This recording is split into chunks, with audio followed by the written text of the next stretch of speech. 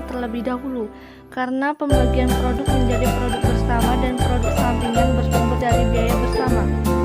Yang dimaksud dengan biaya produk bersama adalah biaya yang dikeluarkan sejak awal bahan baku diolah sampai saat bagian macam produk dapat dipisahkan dari identitasnya.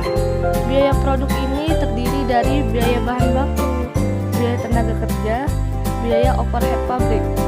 Biaya produk bersama muncul dari produksi secara simultan atas berbagai produk dalam produk yang sama. Ketika 2 atau 3 produk diproduksi dari sumber daya yang sama, maka terbentuklah biaya gabungan, yang dimana biaya gabungan ini terjadi sebelum titik pisah, atau yang dimaksud dengan saat dihasilkan 2 atau lebih produk bersama, di mana pada saat itu produk bersama bisa langsung dijual atau diproses lebih lanjut. Biaya bersama digunakan untuk memproduksi berbagai produk, yaitu 1. Produk bersama atau joint product adalah beberapa macam produk yang dihasilkan bersama-sama dengan menggunakan satu macam atau lebih bahan baku, tenaga kerja, dan fasilitas pabrik yang sama, dan masukan tersebut tidak diikuti jejaknya pada setiap macam produk tertentu. Biaya produk bersama bersifat homogen untuk seluruh produk sampai pada titik pisah. Nilai jual dari masing-masing produk bersama relatif sama, sehingga tidak ada produk yang dianggap sebagai produk utama dan produk samping. Contoh dari produk bersama adalah pabrik penyulingan minyak mentah menghasilkan minyak siap yang dikonsumsi berupa minyak gasolin, kerosin, diesel, minyak bakar, dan minyak tanah, dan lain-lain. Karakteristik produk bersama. 1. Produk bersama yang dihasilkan secara bersama-sama menggunakan faktor produk yang sama akan memiliki hubungan fisik yang erat satu sama lain. Kedua, produk bersama atas dasar proses serta biaya produk yang sama, maka tidak ada dikenal produk yang memiliki nilai yang lebih signifikan karena dianggap sama dan setara. Ketiga, dalam proses produksi produk bersama dikenal istilah titik pisah yang digunakan untuk memisahkan produk-produk yang dibuat secara bersamaan melalui bahan baku, tenaga kerja, serta biaya overhead yang juga sama. 4. Ketika kita melewati speed off atau titik pisah, maka produk sudah menjadi produk yang berbeda dan berdiri sendiri. Beberapa sudah bisa langsung dijual dan beberapa masih perlu diolah untuk menghasilkan produk yang lebih baik. Masalah utama pada produk bersama adalah masalah bagian pemasaran dan harga jual yang berbeda.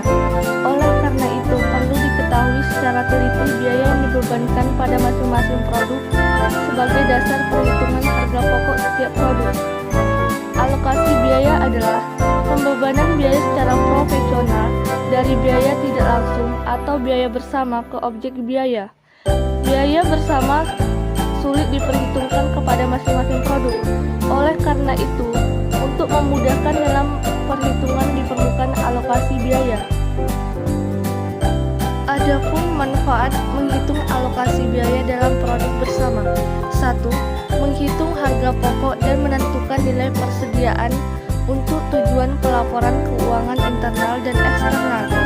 2. Menilai persediaan untuk tujuan asuransi. 3. Menentukan nilai persediaan jika terjadi kerusakan terhadap nilai barang yang rusak. 4. Biaya bahan yang hancur. 5. Menentukan biaya departemen atau divisi untuk tujuan pengukuran kinerja eksekutif. 6. Pengaturan tarif karena adanya sebagian produk atau jasa yang diproduksi dikenakan peraturan harga. 7. Mengetahui besarnya kontribusi masing-masing produk bersama terhadap total pendapatan perusahaan. 8. Mengetahui seluruh biaya produksi yang dibebankan ke masing-masing produk bersama. Dan ada pun beberapa metode yang dapat dipakai untuk mengalokasikan biaya bersama. 1. Metode nilai pasar. 2. Metode rata-rata biaya persatuan. 3. Metode rata-rata terseimbang. 4. Metode unit kuantitatif. 1. Metode nilai pasar. Metode ini sangat populer karena dengan argumennya bahwa harga pokok merupakan manifestasi dari biaya produksinya. Metode ini setiap produk yang dihasilkan dalam proses produksi bersama memiliki nilai jual atau nilai pasar yang berbeda. Metode ini juga berpendapat jika salah satu produk terjual lebih tinggi daripada yang lainnya, hal ini terjadi karena biaya yang dikeluarkan untuk memproduksinya juga lebih tinggi. Metode nilai pasar terbagi menjadi dua. 1. Metode nilai pasar saat split of point. Metode ini digunakan ketika split of point tidak ada proses produksi lanjutan dan harga jual sudah diketahui pada saat itu. Biaya bersama dialokasikan ke masing-masing produk sesuai dengan perbandingan nilai jualnya terhadap nilai jual keseluruhan produk bersama. Berikut contoh yang dapat kita lihat. Metode yang kedua yang terdapat pada nilai pasar adalah metode nilai jual hipotesis. Dasar yang dapat digunakan dalam mengalokasikan biaya bersama adalah harga pasar hipotesis, yang dimana artinya nilai jual suatu produk setelah diproses lebih lanjut dikurangi dengan biaya yang dikeluarkan untuk memproses lanjutan setelah pemisahan. Berikut contohnya. 2.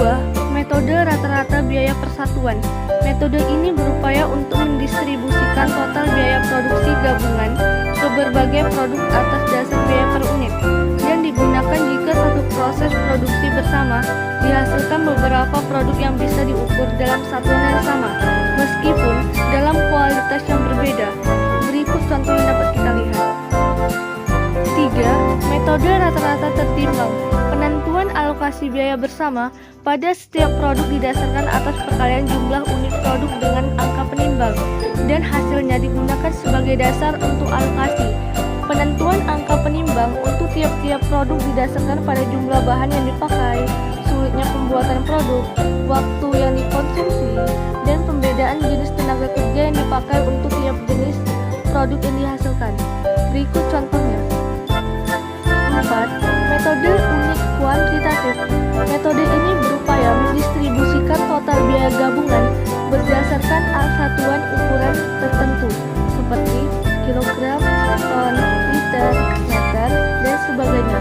Metode ini beranggapan bahwa setiap produk dapat diidentifikasi sesuai dengan tingkat pemanfaatan bahan baku dalam ukuran satuan yang sama.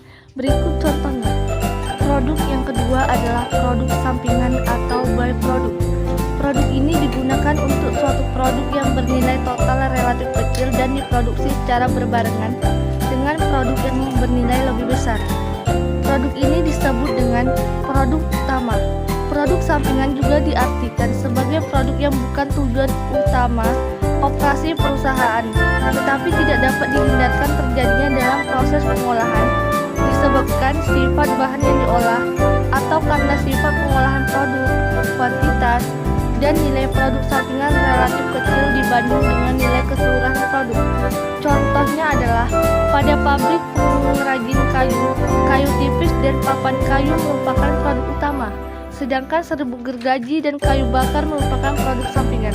Berikut karakteristik produk sampingan. 1. Produk sampingan dihasilkan secara bersamaan dengan produk utama dalam suatu proses produksi. 2. Produk sampingan memiliki nilai jual yang lebih kecil daripada produk utama. 3. Produk sampingan memerlukan proses lebih lanjut sebelum siap digunakan atau dijual. 4. Produk sampingan tidak pernah tercipta tanpa adanya proses produksi untuk pembuatan produk utama. Pada produk sampingan, yang menjadi permasalahan adalah bagaimana memperlakukan pendapatan penjualan produk sampingan tersebut. Pengakuan adanya produk sampingan ini menyangkut perlakuan terhadap harga pokok produk sampingan, biaya untuk memproses produk sampingan, dan hasil penjualan produk sampingan. Metode akuntansi yang dapat diterima untuk menetapkan biaya produk sampingan dibagi menjadi dua, yaitu 1. Metode tanpa harga pokok. 2. Metode harga pokok. Yang dimaksud dengan metode tanpa harga pokok, dalam metode ini harga pokok produk sampingan atau persediaan tidak diperhitungkan, tetapi memperlakukan pendapatan penjualan produk sampingan sebagai pendapatan atau pengurangan biaya produk utama. Metode tanpa harga pokok adalah suatu metode dalam perhitungan produk sampingan tidak memperoleh alokasi biaya bersama dari pengolahan produk sebelum dipisah. Ada poin penting dalam metode metode ini. 1. Pendapatan penjualan produk sampingan dicatat sebagai penghasilan di luar usaha. Yang kedua, pendapatan penjualan produk sampingan dicatat sebagai tambahan pendapatan penjualan produk utama. Dalam metode ini, pengalokasian biaya produk sampingan hampir sama dengan produk bersama, yaitu sebagian biaya bersama dialokasikan kepada produk sampingan dan menentukan harga pokok persediaan produk sampingan dengan biaya dialokasikan tersebut. Ada dua metode yang berdasarkan pada metode harga pokok. 1. Metode biaya pengganti. Metode ini digunakan pada perusahaan yang produk sampingnya digunakan sendiri, sehingga tidak perlu membeli bahan dari pemasok luar. 2. Metode pasar. Metode ini disebut dengan metode pembatalan biaya. Kesimpulan dari dua produk ini adalah dari sisi jual serta kuantitas, yang dimana nilai jual dan kuantitas pada produk bersama tidak bisa ditentukan lebih besar atau lebih kecil, karena semua produk relatif sama. Sedangkan produk sampingan memiliki nilai jual serta kuantitas yang lebih sedikit. Yang kedua, produk bersama tidak harus diolah lebih lanjut sebelum dijual, walaupun ada beberapa produk bersama harus diolah lagi agar berkualitas lebih baik. Sedangkan produk sampingan harus diolah lagi agar